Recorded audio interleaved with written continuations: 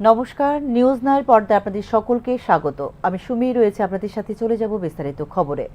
অমরনাথ যাত্রায় মোতায়েনের দায়িত্বপ্রাপ্ত ত্রিপুরার 1200 বিএসএফ জওয়ান জন্য অনুপযুক্ত ট্রেন বরাদ্দ করার প্রেক্ষিতে বরখাস্ত হলো 4 জন রেল আধিকারিক।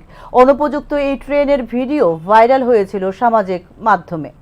ত্রিপুরা থেকে কাশ্মীরগামী বিএসএফ জওয়ানদের জন্য অনুপযুক্ত ও পুরাতন ট্রেন সরবরাহকারী কর্মকর্তাদের বিরুদ্ধে কঠোর ব্যবস্থা নিয়েছেন কেন্দ্রীয় রেলমন্ত্রী অশ্বিনী বৈষ্ণব।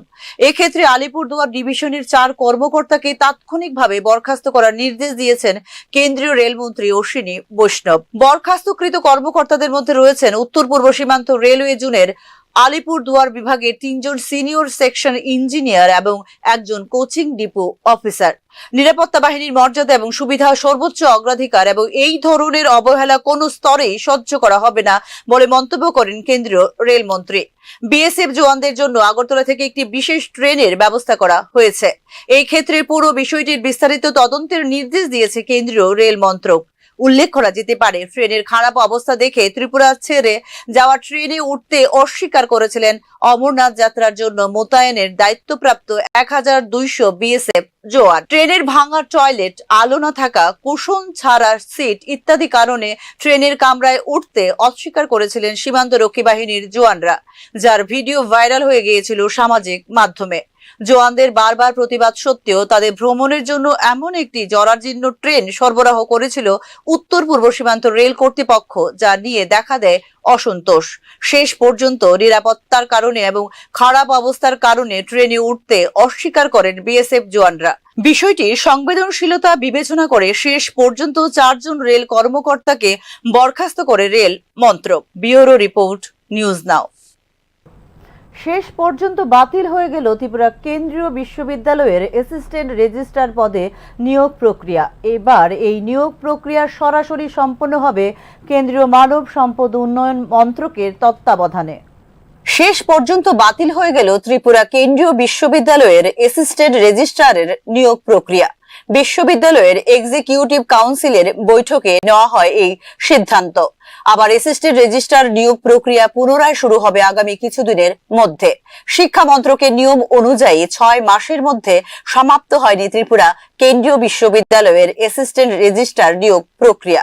তাই কেন্দ্রীয় সরকারের নির্দেশেই বাতিল হয়ে গিয়েছে এই অ্যাসিস্ট্যান্ট রেজিস্ট্রারের নিয়োগ প্রক্রিয়া।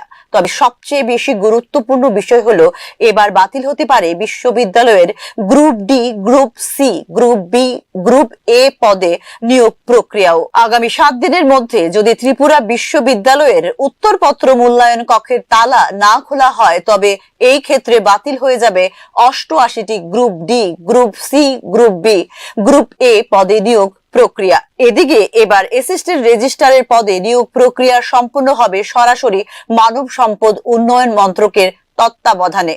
আর এই নিয়োগের পরীক্ষা কেন্দ্র হবে নয়াদিল্লি সহ দেশের বিভিন্ন রাজ্যে।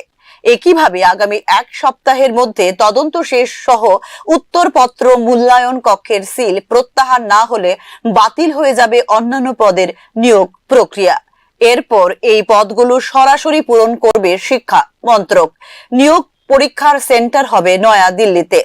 উল্লেখ করা যেতে পারে, ত্রিপুরা কেন্দ্রীয় বিশ্ববিদ্যালয়ে নিয়োগ প্রক্রিয়ায় দুর্নীতির একের পর এক অভিযোগের বিষয়গুলো বর্তমানে তদন্ত করছে ত্রিপুরা রাজ্য পুলিশের ক্রাইম ব্রাঞ্চ।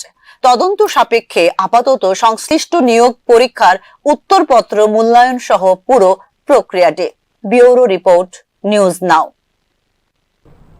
আমবাসার শান্তিপাড়া এলাকায় রাস্তার নির্মাণ কার্য নিয়ে চরম অসন্তোষ দেখা দেয় এলাকাবাসীদের মধ্যে। ব্যবহার করা হচ্ছে রাস্তার এক অংশে পাথর এবং অন্য অংশে নিম্নমানের ইটের গুঁড়ো। বহু বছরের প্রতীক্ষার পর নির্মাণ কার্য শুরু হলেও ব্যবহার করা হচ্ছে নিম্নমানের ইটের গুঁড়ো। ফলে রাস্তার স্থায়িত্ব নিয়ে প্রশ্ন তোলেন এলাকাবাসী। ঘটনাকে কেন্দ্র করে তীব্র অসন্তোষও দেখা দেয় এলাকাবাসীদের মধ্যে। বন্ধ করে রাখা হয় নির্মাণ কার্য।